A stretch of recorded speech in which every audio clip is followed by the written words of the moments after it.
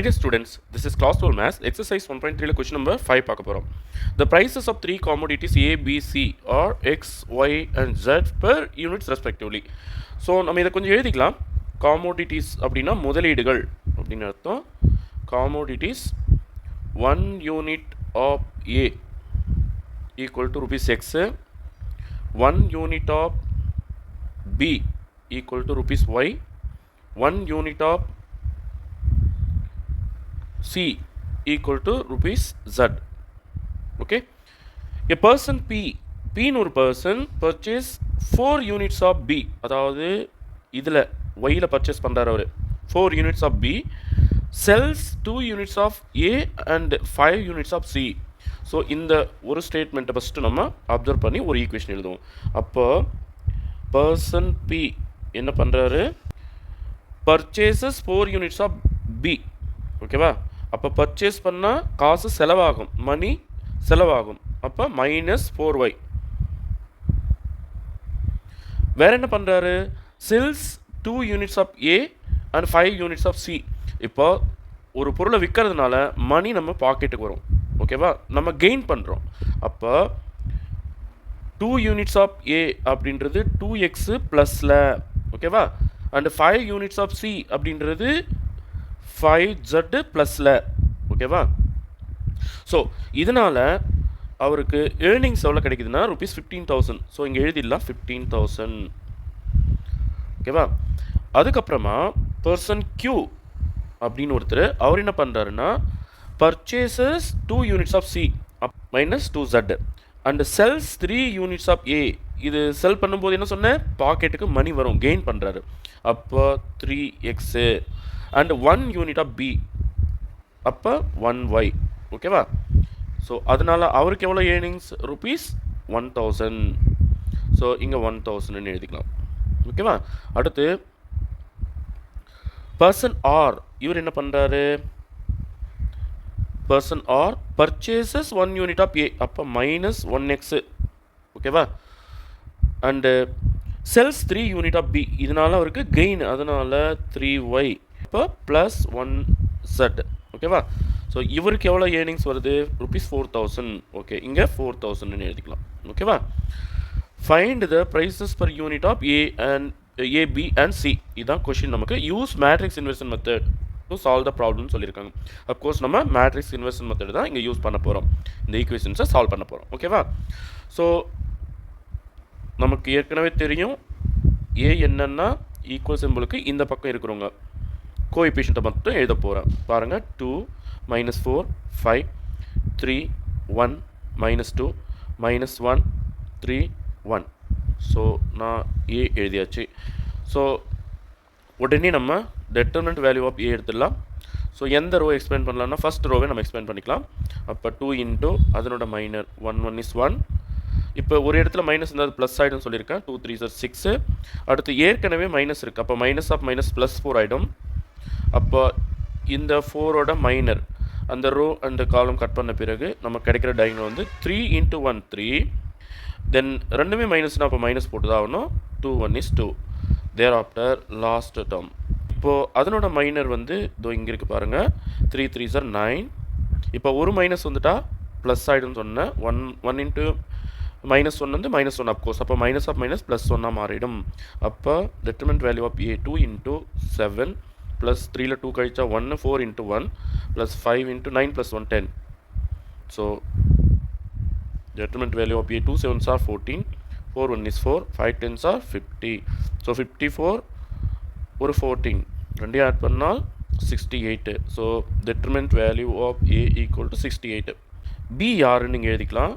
நம்மளோட B யார், equal சிம்பிளுக்கு இந்த பக்கம் இருக்கிற இந்த 3 பேர் 1 5 0 0 0 1000 and 4000. X யார், the 3 unknowns X, Y, Z. ஓகேவா? ஸோ இப்போது நம்ம A இன்வெர்ஸ் கண்டுபிடிச்சாகணும். இது மேட்ரிக்ஸ் ஃபார்மில் எப்படி எழுதுவோம், AX = B and X = A inverse B. எப்போவுமே இந்த A இந்த பக்கம் கொண்டு போனாலும் இன்வெர்ஸ் ஆக்கி ஃபஸ்ட்டு பொசிஷனில் தான் வைக்கணும் அது. ஓகேவா? சரி, இப்போ நம்ம A இன்வெர்ஸ் கண்டுபிடிச்சி எடுத்துகிட்டு வந்துடலாம். ஸோ A இன்வெர்ஸ்க்கு போகிறதுக்கு முன்னாடி நமக்கு என்ன வேணும், கோஃபேக்டர் மேட்ரிக்ஸ் ஆஃப் A வேணும். ஓகேவா? கோஃபேக்டர் சிம்பிள் என்ன? Plus minus plus minus plus minus plus minus plus, இதான் கோஃபேக்டர் சிம்பிள். இப்போது நம்ம மைனஸ் எல்லாம் எழுத போகிறோம். 2ஓட மைனர் என்ன? 1 மைனஸ் 2 3 1 1 மைனஸ் 2 3 1. அடுத்து இந்த 4ஓட மைனர், அந்த ரோ காலம் கட் பண்ண பிறகு, அதாவது first row second column cut பண்ண பிறகு நமக்கு கிடைக்கிறது 3 மைனஸ் 2 மைனஸ் 1 1. இந்த ஸ்டெப்பை மட்டும் நிதானமாக பண்ணுங்கள். அடுத்து 5ஓட minor, first row third column cut பண்ண பிறகு நமக்கு கிடைக்கிறது 3 1 மைனஸ் 1 3. ஓகேவா? இந்த ஸ்டெப்புக்கு மட்டும் டைம் எடுத்துக்கோங்க. ஓகேவா? அடுத்து இந்த 3ஓட மைனர், அப்போ first column second row cut பண்ண பிறகு நமக்கு கிடைக்கிறது வந்து மைனஸ் 4 5 thereafter 3 1. ஓகேவா? சரி, இதனோட மைனர் இப்போ second row second column cut பண்ண பிறகு நமக்கு கிடைக்கிறது வந்து 2 5 மைனஸ் 1 1. ஓகேவா? அடுத்து மைனஸ் 2ஓட மைனர், அப்போது third column second row cut பண்ண பிறகு நமக்கு கிடைக்கிறது வந்து 2 மைனஸ் 4 மைனஸ் 1 3. அடுத்து இவரோட மைனர், அப்போ நம்ம ஃபஸ்ட்டு காலம் தேர்ட் ரோ கட் பண்ண பிறகு நமக்கு கிடைக்கிறது வந்து நம்ம கண்ணுக்கு தெரியுது மைனஸ் 4 5 1 மைனஸ் 2. ஓகே, ஸோ இதனோட மைனர் இப்போது third row second column cut பண்ண பிறகு நம்ம கண்ணுக்கு தெரியுது வந்து 2 5 3 மைனஸ் 2. அடுத்து 1ஓட minor, third row third column cut பண்ண பிறகு நம்ம கண்ணுக்கு தெரியுது வந்து 2 மைனஸ் 4 3 1. ஓகே, ஸோ இதுதான் நம்மளோட கோஃபேக்டர். இதை கொஞ்சம் சிம்பிளிஃபை பண்ணிக்கலாம். So cofactor A equal to, இங்கே பாருங்கள் ப்ளஸ் சிம்பிள் வெளியே. ஓகேவா? 1 1 இஸ் 1. இங்கே ஒரு மைனஸ் இருந்தால் ப்ளஸ் ஆகிடுன்னு சொன்னால் அப்போ 3 2 சார் 6. இங்கே வெளியே மைனஸ் இருக்குது, கண்டிப்பாக போட்டே ஆகணும். 3 1 இஸ் 3 2 1 இஸ் 2. இங்கே பாருங்கள் ப்ளஸ் சிம்பிள் இருக்குது, அப்போ 3 3 சார் 9. ஒரு மைனஸ் இருந்தால் ப்ளஸ் ஆகிடுன்னு சொன்னால் அப்போ ப்ளஸ் 1 1 1 இஸ் 1. அடுத்து இங்கே மைனஸ் இருக்குது, கண்டிப்பாக போடணும். Minus 4 into 1 minus 4 3 5 of 15 but minus 15. ஏன்னா பை டிஃபால்ட் ஒரு மைனஸ் வரும் இல்லையா? அடுத்து ப்ளஸ் சிம்பிள் இருந்தால் போட வேண்டாம். 2 1 இஸ் 2. ஒரு மைனஸ் இருந்தால் ப்ளஸ் ஆகிடும். 5 1 இஸ் 5. அடுத்து மைனஸ் இருக்குது, கண்டிப்பாக போடணும். 2 3 சார் 6 மைனஸ் 4 1 இஸ் 4. இங்கே 4 2 சார் 8. வெளியே ப்ளஸ் சிம்பிள், அதனால் ஒரி பண்ணாதீங்க. 4 2 சார் 8 5 1 இஸ் 5. இங்கே 2 2 சார் 4 பட் மைனஸ் 4. வெளியே மைனஸுக்கு கண்டிப்பாக போடணும். 3 5 சார் 15 மைனஸ் 15. அடுத்து ப்ளஸ் சிம்பிள் 2 1 இஸ் 2. 3 4 சார் 12. ஓகேவா? ஸோ இது வந்து ப்ளஸ் ஆகிடும். ஒரு மைனஸ் இருந்தால் ப்ளஸ் ஆகிடும். Okay, 3 4 sir 12. ப்ராக்கெட் க்ளோஸ் பண்ணிக்கலாம். ஸோ ஃபைனலி கோஃபேக்டர் ஏ நமக்கு என்ன கிடைக்குதுன்னா 6 + 1 7 3 - 2 1. உள்ள ப்ளஸ் 1, வெளியே மைனஸ் இருக்கனால மைனஸ் 1. 9 + 1 10. இங்கே உள்ள வந்து மைனஸ் 19, வெளியே மைனஸ் இருக்கனால minus 19. Minus of minus plus 19 வந்துடும். ஓகேவா? So plus 19. 2 + 5 7. 6 - 4 2, வெளியே மைனஸ் இருக்கிறதுனால மைனஸ் 2. 8 - 5 3. இங்கே உள்ள மைனஸ் 19, வெளியே ஒரு மைனஸ் இருக்கிறதுனால ப்ளஸ் 19. இங்கே 2 + 12 14. ஓகே, அட்ஜாயிண்ட் ஏ கண்டுபிடிக்கலாம். அட்ஜாயிண்ட் ஏன்றது ஒன்றும் இல்லை, கோஃபேக்டர் ஏ கண்டுபிடிச்சோம் இல்லையா? கோஃபேக்டர் மேட்ரிக்ஸ் ஆஃப் ஏ, அதுக்கு நீங்கள் ட்ரான்ஸ்போஸ் பண்ணிங்கன்னா உங்களுக்கு அட்ஜாயிண்ட் ஏ கிடச்சிடும். ஓகே, இதை ட்ரான்ஸ்போஸ் பண்ணிடலாமா? அதாவது ரோவாக இருக்கிறதெல்லாம் காலமாக எழுதணும். 7 - 1 10 19 7 - 2 3 19 14. ஸோ இதுதான் நம்மளோட அட்ஜாயிண்ட் ஏ. இப்போது ஏ இன்வர்ஸ், ஃபைனலி ஏ இன்வர்ஸ்க்கு போயிடலாம். இப்போ நம்ம டெட்டர்மெண்ட் வேல்யூ ஏ கண்டுபிடிச்சோம் இல்லையா? 68. அதை 1 கடியில் போடணும். 1/68 இன்ட்டு பக்கத்தில் அட்ஜாயிண்ட் ஏவை எடுத்து வைக்கணும். ஸோ இதுதான் நம்மளோட ஏ இன்வெர்ஸ்.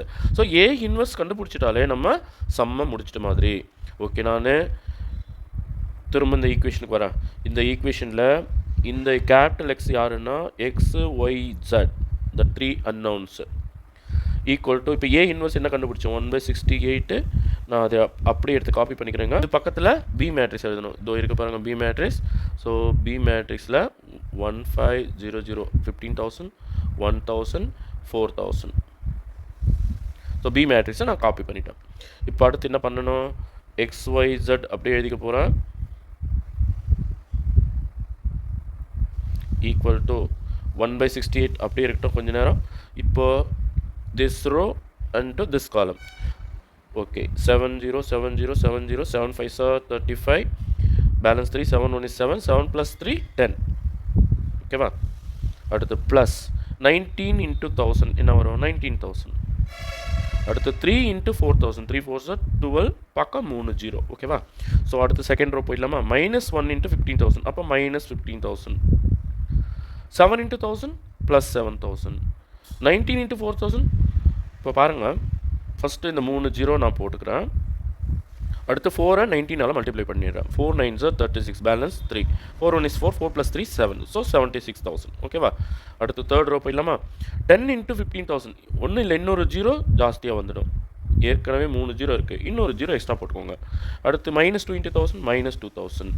அடுத்து 14 into 4 ப்ளஸ் ஃபஸ்ட்டு 3 0 போட்டுக்கோங்க. 4 4s are 16, balance 1, 4 1 is 4, 4 plus 1 5. ஓகேவா? ஸோ 56,000 க்ளோஸ் பண்ணிடலாமா. So XYZ equal to 1/68. இப்போ இவங்க 3 பேரை ஆட் பண்ணணும். சரியா? இவங்க 3 பேரை ஆட் பண்ணிங்கன்னா உங்களுக்கு 1,36,000 கிடைக்கும். ஓகேவா? 1,36,000. அடுத்து இப்போ இவங்க 2 பேரையும் ஃபஸ்ட்டு ஆட் பண்ணுங்கள். 83 கிடைக்கும். 83,000ல் ஒரு 15,000 கழிச்சிட்டிங்கன்னா 8 7ல் 1 கழிச்சா 6, ஓகே 68,000 கிடைக்குங்க. ஓகேவா? அடுத்து பார்த்தீங்கன்னா ஃபஸ்ட்டு இவங்க 2 பேரை ஆட் பண்ணணும். அதாவது இது எவ்வளோ, அதோட ஒரு 56,000 ஆட் பண்ணிக்கோங்க. 2 ஆட் பண்ணால் 2,06,000 கிடைக்குது. அதுலேருந்து ஒரு 2,000 நம்ம கழிச்சிட்டோம்னா 6ல் 2 கழிச்சா 4, ஸோ 2,04,000 கிடைக்கும். ஓகேவா? இப்போ 68ஆல் இவங்கள டிவிஷன் பண்ணணும். ஒருத்தராக டிவிஷன் 2 டைம்ஸு பாருங்கள், 2 டைம்ஸு 2 8 16, 2 6 12 1 13. அப்போ 2 டைம்ஸ் ஆஃப் 68 136. பக்கத்தில் அப்படியே இந்த 3 0 ட்ரான்ஸ்ஃபர் பண்ணிவிடுங்க. அப்போ என்ன கிடைக்கும், 2,000. ஓகே, அடுத்து இப்போ பாருங்கள், 68ஆல் டிவிஷன் பண்ணால் 1 டைம், பக்கத்தில் 3 0 போட்டுடுங்க. இப்போது இங்கே பாருங்களா, இது வந்து 3 டைம்ஸ் போடுங்க. 3 into 68 என்ன வருது பாருங்கள். 3 8s are 24, balance 2, 3 6 are 18, 18 plus 2 20, 204 வருதுங்களா. அப்போது இது 3 டைம்ஸு. அப்போது 3 போட்டுண்டு பக்கத்தில் 3 0 இருக்குது, அந்த 3 0 ட்ரான்ஸ்ஃபர் பண்ணிக்கோங்க. அப்போது x equal to rupees 2,000, y equal to rupees 1,000,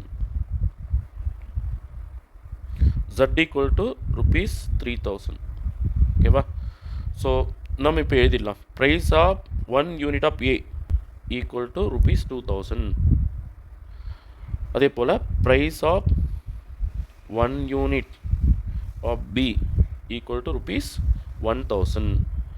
price of 1 unit of C equal to rupees 3,000. Okay, thank you students.